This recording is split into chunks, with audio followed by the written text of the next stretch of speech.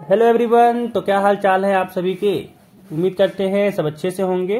तो आज हम लोग क्लास 9 का जो पेपर 2 होता है मैथमेटिक्स, इसके 40 एमसीक्यू क्वेश्चन को देखेंगे। तो जो इसका आपका एग्जाम होगा मैथमेटिक्स का, वो 40 एमसीक्यू क्वेश्चन रहता है, जिसको जो आपको 1.5 घंटा का टाइम दिया जाता है उसको पेपर को सॉल्व करने के लिए। ठीक है, तो उसी 40 क्वेश्चन को यहाँ पे हम लोग देखेंगे और रिविजन कर लेंगे। फटाफट से सब्सक्राइब कर लीजिए अगर अभी तक आप लोगों ने हमारे चैनल को सब्सक्राइब नहीं किया है तो, और साथ ही साथ वीडियो को लाइक भी कर दीजिएगा। चलिए पहला क्वेश्चन पे चलते हैं। पहला क्वेश्चन यहाँ पे कह रहा है कि निम्न में कौन परिमेय संख्या है। तो परिमेय संख्या कैसा होता है, P बटा Q के तरीके से, जहां पे Q 0 नहीं होना चाहिए और P और Q जो हो वो पूर्णांक होना चाहिए, है ना, यही होता है। अब देखिए इसमें अगर देखें तो रूट के में 5 है, ये तो अपरिमेय संख्या हो गया। यहाँ पे रूट में 2 है, ये भी अपरिमेय हो गया। और पाई तो आपका अपरिमेय संख्या होता ही है। ठीक है, तो बचा क्या, यहाँ पे देखिए रूट 7 से रूट 7 कट जाएगा और यहाँ बच जाएगा 2/7, मतलब ये भी हो गया आंसर। ठीक है, चलिए अगला सवाल देखिए। कह रहा है शून्य क्या है, परिमेय संख्या, अपरिमेय संख्या, पूर्ण संख्या या फिर प्राकृतिक संख्या। ठीक है, तो देखिए इसका आंसर दोनों हो जाएगा, ए भी होगा और सी भी होगा। परिमेय संख्या भी होता है और पूर्ण संख्या भी होता है। ठीक है, चलिए अगला सवाल देखिए। क्या 0.3 के ऊपर बार लगा हुआ है, बोल रहा है ये किसके बराबर है। इसको सॉल्व करना आता होगा, 1/3 का या 3/10 का या 3 का या फिर 10/3 का। सॉल्व करना आता होगा तो आराम से कर लीजिएगा। देखिए कैसे कि मान लीजिए x है 0.3 के ऊपर बार। ठीक है, अब देखिए क्या कीजिए, 10 को दोनों तरफ गुना कीजिए, क्योंकि यहाँ पे इसका मतलब 0. अच्छा एक सेकंड रुक जाइए, कि अगर 0. यहाँ पे बार की बात करें तो x को क्या लिख सकते हैं, 0.33333 एंड चलता रहेगा ऐसे। बार का मतलब तो ये होता है कि 3 3 3 चलते जा रहा है। अब यहाँ पे 10 से गुना करते हैं दोनों तरफ, क्या हो जाएगा, 10 से गुना करते ही ये हो जाएगा 3.333 एंड चलता रहेगा, कोई दिक्कत नहीं। यहाँ पे देखिए 10x बराबर क्या हो जाएगा, इसको हम लोग लिख सकते हैं ना, इसको हम लोग लिख सकते हैं 3 जोड़ 0.3333 एंड बढ़ता रहेगा, सही। अब यहाँ पे देखिए क्या हो गया, 10x बराबर 3 प्लस, अब ये वाला चीज देखिए वापस से ये नहीं लग रहा कि ये x ही तो है, यहाँ पे x हो जाएगा, है कि नहीं। अब देखिए x इधर चला जाएगा, क्या हो जाएगा, 10x माइनस x बराबर 3, और 10 में से एक x गया तो 9x बराबर 3 हो गया, यानी x यहाँ से आ गया 3/9, कट कुट के क्या आ गया 1/3, है ना, यानी ऑप्शन यहाँ पे हो जाएगा ए नंबर। चलिए अगला सवाल देखिए। कह रहा है 1/√2 का परिमेयकरण करना है, तो क्या हो जाएगा, 1/√2 है तो जो नीचे अपरिमेय संख्या रहता है ना, उसी अपरिमेय संख्या से ऊपर नीचे मल्टीप्लाई कर दीजिए। ठीक है, क्या हो जाएगा, ऊपर हो जाएगा रूट में 2 और नीचे में √2 और √2 का गुना करेंगे तो 2 हो जाएगा, यानी यहाँ पे ऑप्शन हो गया बी नंबर। अगला सवाल देखिए। अगला सवाल कह रहा है कि 36 का वर्गमूल निकालना है। तो 36 का वर्गमूल हम लोग जानते हैं कि 6 होता है ना। अगला सवाल देखिए, कह रहा है यहाँ पे कि 2 + √2, उसको गुना करना है 2 - √2 से। क्या आप लोग फॉर्मूला ये चीज जानते ही होंगे कि a - b और a + b का गुना करें तो ये होता है a² - b²। फॉर्मूला याद है, नहीं याद है, कोई नहीं, आप लोग याद कर लीजिए अभी।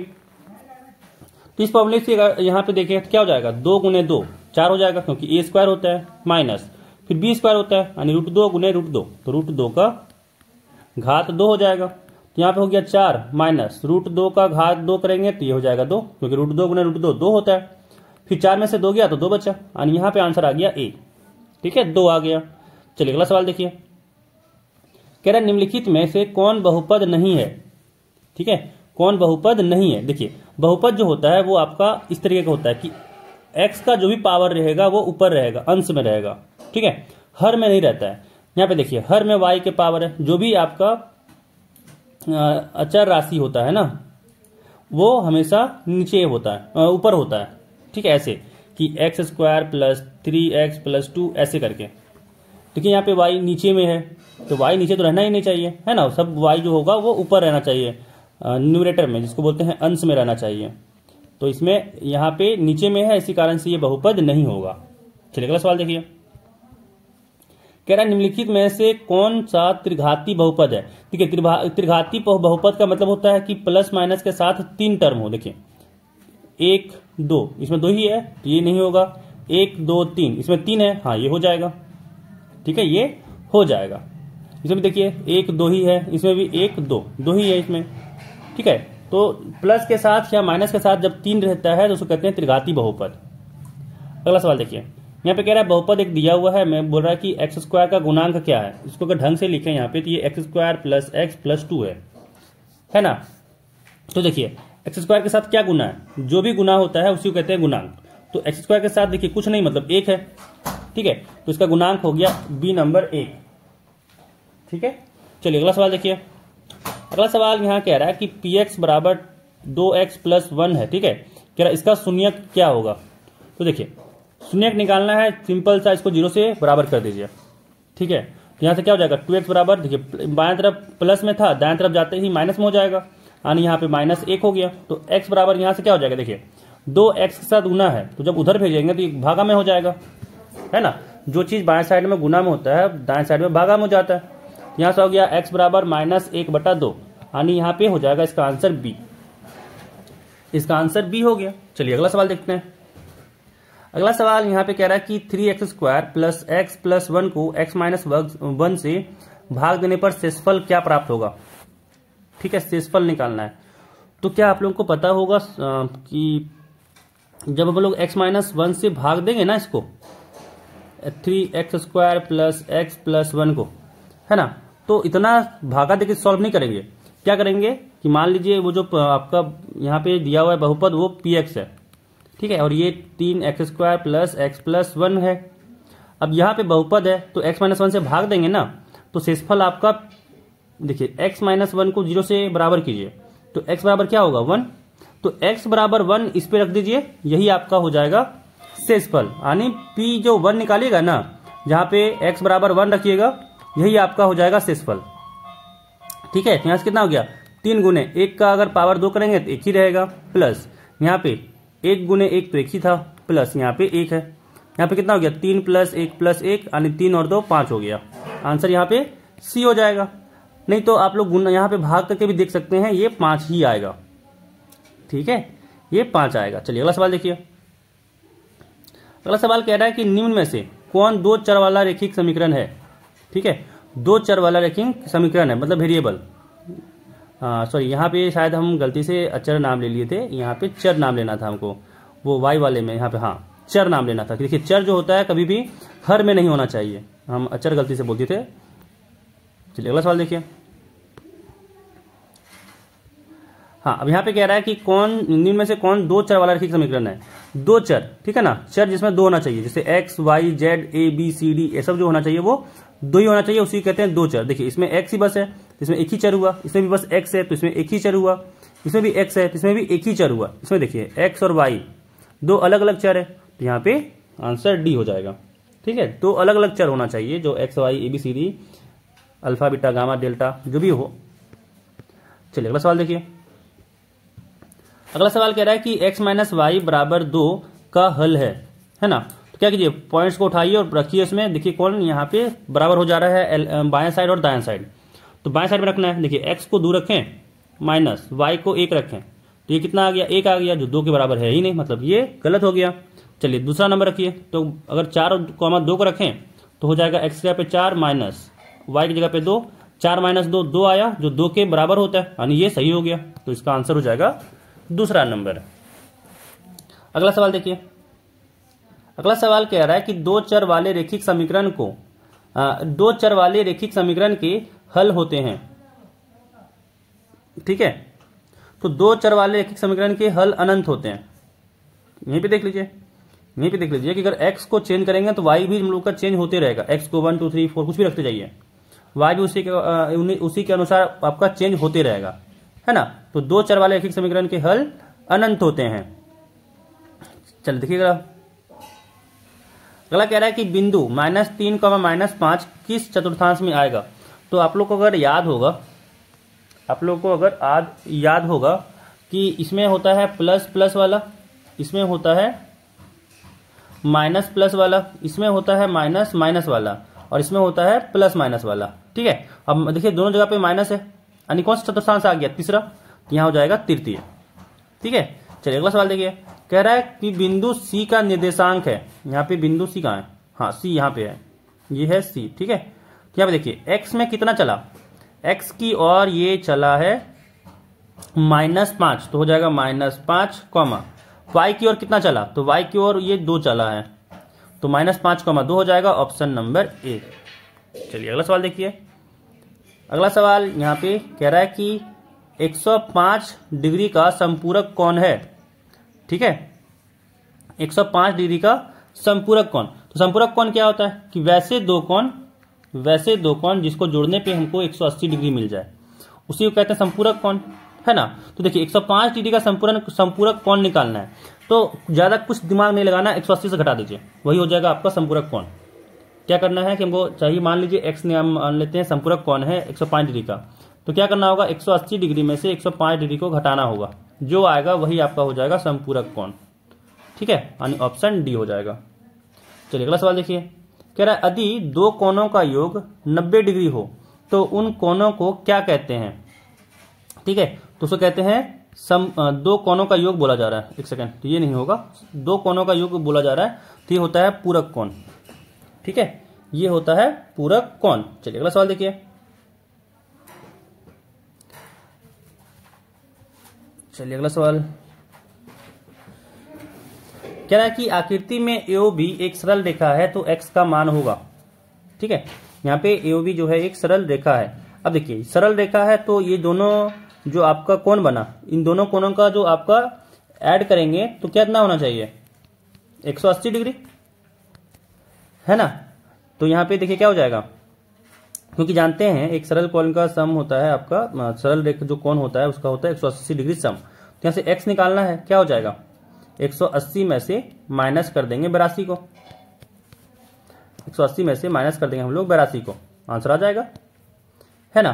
तो 180 में 82 किया तो कितना आ जाएगा 98 डिग्री, आंसर हो जाएगा पहला नंबर। अगला सवाल देखिए।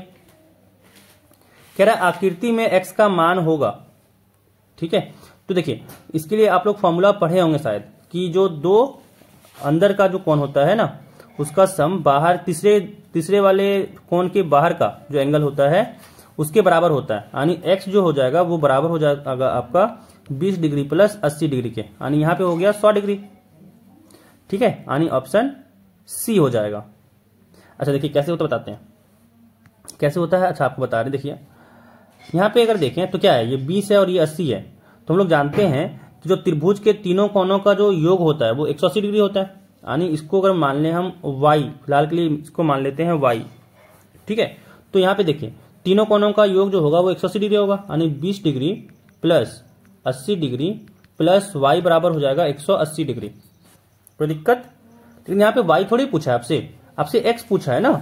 तो ये भी देखिए जो BCD है एक सरल रेखा है, तो x प्लस y क्या बन जाएगा, सरल कोण बन जाएगा। तो सरल कोण का जो योग होता है वो 180 डिग्री होगा, समझ में आया। तो x प्लस वाई भी 180 हो गया। अब यहां से देखिए y क्या हो जाएगा 180 माइनस एक्स। अब y की जगह पे 180 यानी माइनस एक्स यहाँ पुट कर दीजिए, आपका आंसर आ जाएगा। क्या हो जाएगा 20 जोड़ 80 जोड़ 180 माइनस में x बराबर 180। देखिए दोनों तरफ 180 है, 180 इधर भी है, कट गया। और देखिए यहाँ पे क्या आ गया 20 और 80 100 हो गया, माइनस में x बराबर 0। अब x को उधर भेज देते हैं, क्या हो गया 100 बराबर x हो गया। तो x यहाँ पे आ गया 100 डिग्री। देखें तो यहाँ पे निकल गया सवाल। चलिए अगला सवाल देखिए। कह रहा है त्रिभुज के तीनों कोणों का योग होता है, अभी बताएं 180 डिग्री होता है ना। अगला सवाल देखिए, कह रहा है कि निम्नांकित में से कौन त्रिभुज की सर्वांग की कसौटी नहीं है। समझ आ रहा है? तो यहाँ पे SAS, ASA, SSS ये तीनों होता है, ये SSA नहीं होता है। ठीक है, याद करने का तरीका क्या होता है कि आशा नाम की एक सास थी जिसकी एक आस थी, है ना, कि उसके सारे बच्चे, ठीक है, राइट हैंड साइड से चले। ठीक है, ये चीज आपका यहाँ पे याद करने का तरीका होता है कि आशा नाम की एक सास थी जिसकी एक आस थी कि उसके सारे बच्चे राइट हैंड साइड से चले। ठीक है, ये तरीका होता है याद करने का। चलिए अगला सवाल देखिए। अगला सवाल यहाँ कह रहा है कि यदि जो यहाँ पे कौन A है P के बराबर है, B जो है वो Q के बराबर है और साथ ही AB जो है वो PQ के बराबर है। ठीक है, तो यहाँ पे कौन सा होगा सर्वांग समता। तो देखिए यहाँ पे अगर हम लोग बनाए एक त्रिभुज को, है ना, मान लीजिए ABC है और यहाँ पे बनाए एक और त्रिभुज PQR, ऐसे समझिए। कह रहा है जो ए बी है वो पी क्यू के बराबर है ना, और जो एंगल ए है, एंगल ए जो यहाँ पे कौन ए है वो पी के बराबर है, और जो यहाँ पे बी है वो क्यू के बराबर है। अब खुद देखिए यहाँ पे क्या हो जाएगा, एंगल कौन साइड कौन ए से, है ना, जो आशा बोले थे, तो ए से हो गया, यानी यहाँ पे समान समता क्या हो जाएगा, ए से के अनुसार हो जाएगा आपका। कौन सा साइड ले रहे हैं हम लोग, ए ले रहे हैं, ए के बाद कौन सा ले रहे हैं, उसी के साथ वाला बी, ठीक है। और तो इधर क्या हो जाएगा, इधर यहाँ पे पी ले रहे हैं, तो पी के साइड में साथी अनुसार क्या हो जाएगा, क्यू। अब यहाँ पे सी होगा तो यहाँ पे आर हो जाएगा, कोई दिक्कत, तो यहाँ पे आपका पहला नंबर सही हो जाएगा। चलिए अगला सवाल देखिए, कह रहा है कि एक चतुर्भुज के तीनों कोणों का मान 110 डिग्री, 82 डिग्री और 68 डिग्री होता है, तो चौथे कोण का मान क्या होगा, पूछा जा रहा है आपसे। तो देखिए हम लोग जानते हैं कि कोई भी चतुर्भुज रहता है, उसके आपके चारों कोणों का जो योग होता है वो 360 डिग्री होता है ना। चारों कोणों का जो सम होता है वो 360 डिग्री होता है। आपको 3 दे चुका है, चौथा पूछ रहा है, तो मान लीजिए चौथा एक्स है, कोई दिक्कत तो नहीं होना चाहिए, कोई दिक्कत नहीं होना चाहिए, है कि नहीं। यहाँ पे 110 डिग्री जोड़ 82 डिग्री जोड़ 68 डिग्री जोड़ मान लीजिए चौथा कोण को एक्स, ये कितना होना चाहिए, 360 डिग्री। ये चारों का जो हम लोग जोड़ेंगे तो ये 360 डिग्री के बराबर होना चाहिए, ठीक है, ठीक है। चलिए देखिए, तो अब यहाँ पे अगर इसको जोड़ें तो 82 और 68 है, 82 को अगर हम लोग 68 में जोड़ें तो 82 और 8 हो गया 90, 90 और 6 तो 15 हो गया, 9 6 15, 150 डिग्री। 150 डिग्री में जब 110 डिग्री को ऐड करेंगे तो 260 डिग्री हो जाएगा, है ना, यानी 260 डिग्री जोड़ x बराबर हो जाएगा 360 डिग्री, यानी x कितना हो जाएगा, 360 डिग्री माइनस में 260 डिग्री, तो 360 में 260 घटा तो हो जाएगा ये 100 डिग्री, यानी आ जाएगा 1 नंबर ऑप्शन, ठीक है। चलिए अगला सवाल देखिए, कह रहा है कि एक समांतर चतुर्भुज एबीसीडी में एक एंगल दिया हुआ है आपको, एक कोण 135 डिग्री दिया हुआ है, तो एंगल बी जो दूसरा कोण यहाँ पे कह रहा है वो क्या होगा। तो देखिए समांतर चतुर्भुज मतलब क्या होगा, ऐसा कुछ है ना, जिसमें आमने जो सामने का भुजा बराबर होता है और साथ ही साथ दोनों समानांतर होता है। चलिए तो यहाँ पे एबीसीडी का नामकरण कीजिए, ए बी सी डी। जो यहाँ पे डी कह रहा है ये कह रहा है कि 135 डिग्री है, तो जो अब यहाँ पे सामने एक दूसरे के सामने वाला जो कोण होता है ना वो बराबर होता है एक दूसरे के, है ना। तो ये अगर 135 डिग्री तो ये भी क्या हो जाएगा 135 डिग्री, यानी बी भी हो जाएगा आपका 135 डिग्री, बी भी हो जाएगा 135 डिग्री, कोई दिक्कत नहीं होना चाहिए, ठीक है ना। चलिए अगला सवाल देखिए, कह रहा है कि सम चतुर्भुज के विकर्ण परस्पर होते हैं, है ना, यहाँ पे परस्पर होते हैं, तो हो जाएगा ऑप्शन नंबर 3 लंब, एक दूसरे पे लंब होते हैं, ठीक है। चलिए अगला सवाल देखिए, कह रहा है एक ही आधार और एक ही समानांतर रेखाओं के बीच स्थित समानांतर चतुर्भुज के क्षेत्रफल होते हैं तो ये बराबर होगा, याद रखिएगा ये बराबर होगा, ठीक है। अगला सवाल देखिए, कह रहा है कि यदि एक सम चतुर्भुज के विकर्ण 5 सेंटीमीटर है और 14 सेंटीमीटर है तो इसका क्षेत्रफल क्या होगा, इसका क्षेत्रफल क्या होगा, ठीक है। तो इसका जो आंसर हो जाएगा, आंसर यहाँ पे, तो अगर आपका समचतुर्भुज का अगर आपका विकर्ण दिया हुआ है तो फॉर्मूला आपका जैसे मान लेते हैं कि ये आपका समचतुर्भुज है, ठीक है, मान लीजिए समचतुर्भुज है और इसका ऐसे कोई दूसरा कलर से ये एक विकर्ण मान लीजिए D1 है, इसको मान लेते हैं D1 है, और एक दूसरा विकर्ण आपका दिया हुआ है D2, मान लेते हैं कि ये D2 है, ठीक है। तो जो इसका क्षेत्रफल होता है, याद रखिएगा क्षेत्रफल का फॉर्मूला होता है 1/2 गुने D1 गुने D2, कोई दिक्कत नहीं होना चाहिए। देखिए सारा डाटा यहाँ रख दीजिए, जो भी मान है रख दीजिए। D1 कह रहा है 5 सेंटीमीटर, D2 कह रहा है 14 सेंटीमीटर, ठीक है। कितना हो जाएगा, 2 से 14 कटा 7 बार में 7 पंजे 35 सेंटीमीटर स्क्वायर हो गया, तो यहाँ पे हो गया पहला नंबर आंसर। अगला सवाल देखिए, कह रहा है कि चक्रीय चतुर्भुज में एक एंगल है ए, एक कोण सी दिया हुआ है, ठीक है। कह रहा है इसका जो है आपका मान क्या होगा। देखिए याद रखिएगा, क्या याद रखिएगा, ध्यान से, ध्यान से याद रखना है कि एक सर्कल, एक मान लीजिए आपका, देखिए पहले बात करते हैं चक्रीय चतुर्भुज होता क्या है। तो चक्रीय चतुर्भुज जो है आपका, एक सेकेंड, जैसे मान लीजिए एक यहाँ पे आपका ये हो गया विड्थ, और इसके अंदर मान लीजिए कि एक चतुर्भुज बना हुआ है, इसके अंदर मान लीजिए कि एक चतुर्भुज बना हुआ है, ऐसे कुछ चतुर्भुज बना हुआ है, ठीक है। देखिए तो चक्रीय चतुर्भुज में क्या होता है कि जो यहाँ पे एक दूसरे के सामने वाला कौन है, एक दूसरे के सामने वाला कौन, जैसे मान लीजिए इसको 1 कह दिए, इसको 2 कह दिए, इसको 3 कह दिए, इसको 4 कह दिए, ठीक है। तो जो आमने सामने का जो कोण होता है उसको अगर हम लोग जोड़ेंगे तो ये 180 डिग्री के बराबर होता है, ठीक है।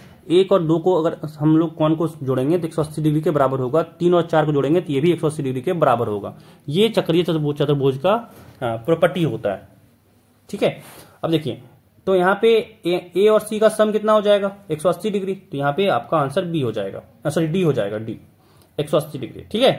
याद रखिएगा ये चीज, सारे चीज ये सब जो है ना फॉर्मूला के तौर पे काम आते हैं। अगला सवाल देखिए, कह रहा है वृत्त की सबसे बड़ी जीवा क्या कहलाती है, तो ये तो आपको पता ही होगा, व्यास कहलाती है। चलिए अगला सवाल देखिए, कह रहा है कि पटरी और प्रकार की सहायता से कोण की संरचना संभव नहीं है, ठीक है।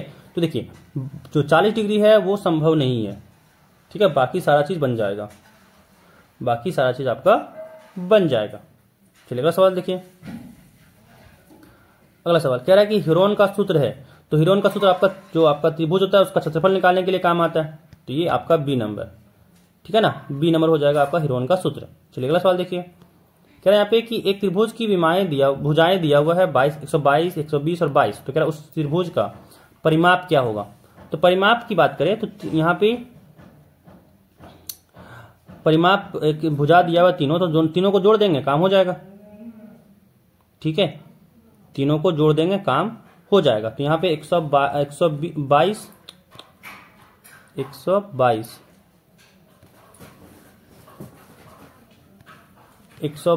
जोड़ 120 जोड़ 22 क्या हो जाएगा, 122 में 120 को जोड़ेंगे तो हो जाएगा 242, 242 में अगर हम लोग 22 को जोड़ेंगे तो हो जाएगा 264, तो इतना मीटर हो जाएगा आपका परिमाप। तो त्रिभुज का परिमाप यहाँ पे है 264 मीटर, ठीक है। चलिए अगला सवाल देखिए, कह रहा है एक समबाहु त्रिभुज का परिमाप 60 सेंटीमीटर है, तो उसकी भुजा की लंबाई है ना। तो क्या आपको फॉर्मूला याद है, फॉर्मूला याद है कि जो आपका समबाहु त्रिभुज, ठीक है, उसका जो परिमाप दिया हुआ है, परिमाप दिया हुआ है, तो समबाहु त्रिभुज क्या होता है, जिसका तीनों साइड जो है आपस में बराबर होता है ना। यानी 3a, अगर मान लेते हैं a है तो ये भी a है, ये भी a है, तो 3a आपको दिया हुआ है 60, तो a क्या हो जाएगा 60/3, कट के यहाँ पे 20 सेंटीमीटर आ गया, है ना। तो ऑप्शन हो गया आपका बी नंबर। चलिए अगला सवाल देखिए, अगला सवाल कह रहा है यहाँ पे कि यदि एक घन का कुल पृष्ठीय क्षेत्रफल 96 सेंटीमीटर स्क्वायर है तो घन का आयतन क्या होगा, घन का आयतन क्या होगा। तो पहले साइड तो निकाल लें हम लोग, है कि नहीं। तो देखिए कुल पृष्ठीय क्षेत्रफल दिया हुआ है, तो कुल पृष्ठीय क्षेत्रफल की बात करें तो क्या होता है, कुल पृष्ठीय क्षेत्रफल की बात करें तो ये होता है 6a²। अगर मान लीजिए कोई घन है उसका साइड दिया हुआ है a, ठीक है, एक भुजा a है, तो 6a² होता है उसका कुल पृष्ठीय क्षेत्रफल, और ये दिया हुआ है 96, तो 96 बराबर हो जाएगा 6a², क्योंकि आयतन चाहिए, आयतन का फॉर्मूला आपका होता है a⁻3, है ना, तो a तो चाहिए होगा। अब यहाँ पे अगर देखें तो a² क्या हो गया 96/6, है कि नहीं। तो 6 से 96 काटेंगे 16 बार में कट जाएगा, यानी a² यहाँ हो जाएगा 16, तो a कितना हो गया 16 का यहाँ पे वर्गमूल हो गया, 16 का यहाँ पे वर्गमूल हो गया, तो 16 का वर्गमूल 4 होता है, तो a बराबर हो गया 4 सेंटीमीटर। अब हम लोग को यहाँ पे आयतन चाहिए, तो यहाँ पे a⁻3 है, मतलब 4⁻3 है, तो 4⁻3 कितना हो जाएगा 4 × 4 × 4, 4 चौके 16, 16 चौके 64, यहाँ पे हो गया 64 सेंटीमीटर क्यूब, तो यहाँ पे हो जाएगा सी नंबर आंसर, ठीक है। चलिए अगला सवाल देखिए, यहाँ पे कह रहा है कि यदि एक बेलन की त्रिज्या r है और उसकी ऊंचाई h है तो उसका वक्र पृष्ठीय क्षेत्रफल होगा, ठीक है, वक्र पृष्ठीय क्षेत्रफल क्या होगा। तो बेलन का वक्र पृष्ठीय क्षेत्रफल होता है 2πr h, चलिए अगला सवाल देखिए, ये खत्म। अगला सवाल यहाँ पे कह रहा है कि यदि किसी शंकु की ऊंचाई h है, त्रिज्या r है और तिर्यक ऊंचाई l है, तो शंकु का आयतन क्या होगा। ठीक है, आयतन पूछा जा रहा है। तो यहाँ पे जो आयतन होता है ये होता है 1/3 पाई r स्क्वायर h। ठीक है, देखिए ध्यान रखिएगा, ये जो आयतन होता है ना शंकु का, वो बेलन का जो आयतन होता है उसका 1/3 होता है। देखिए पाई r स्क्वायर तो बेलन होता है ना, बेलन का जो आयतन होता है वो पाई r स्क्वायर h होता है। देखिए उसका 1/3 ही तो है ना। चलिए अगला सवाल देखिए। अगला सवाल कह रहा है कि यदि किसी अर्धगोला की त्रिज्या r है तो उसका वक्र पृष्ठीय क्षेत्रफल क्या होगा। वक्र पृष्ठीय क्षेत्रफल तो 2 पाई r स्क्वायर हो जाएगा। ठीक है, 2 पाई r स्क्वायर हो जाएगा। चलिए अगला सवाल देखिए, कह रहा है वर्ग अंतराल 10-25 की वर्ग सीमा। ठीक है, वर्ग सीमा क्या है, उच्च सीमा, वर्ग सीमा नहीं, उच्च सीमा क्या है, तो 25 है। उच्च सीमा यहाँ पे 25 हो जाएगा। ठीक है, चलिए अगला सवाल देखिए, कह रहा है कि यदि किसी सिक्के को एक बार उछाला जाता है तो चित आने की प्रायिकता है। ठीक है, हेड आने की प्रायिकता। तो देखिए एक सिक्का को एक बार उछाला गया तो क्या आ सकता है, हेड आ सकता है, टेल आ सकता है ना। लेकिन हमको किसका पूछा गया है, चित आने की। तो चित कितना बार आ सकता है, एक बार आ सकता है, यानी जो हमको चाहिए वो एक बार है। और पूरा टोटल कितना बार आ सकता है कि एक बार हेड आ सकता है, एक बार टेल आ सकता है, यानी 1/2। ठीक है, तो आंसर हो जाएगा यहाँ पे 40 का ए नंबर। ये आपके 40 MCQ क्वेश्चन, इंपॉर्टेंट क्वेश्चन रहा जो आपका एग्जाम में आ सकता है। ठीक है, तो फटाफट से वीडियो को लाइक कर दीजिए। अगर अभी तक आपने चैनल को सब्सक्राइब नहीं किया है तो चैनल को सब्सक्राइब भी कर लीजिए। मिलते हैं अगले वीडियो में, सबको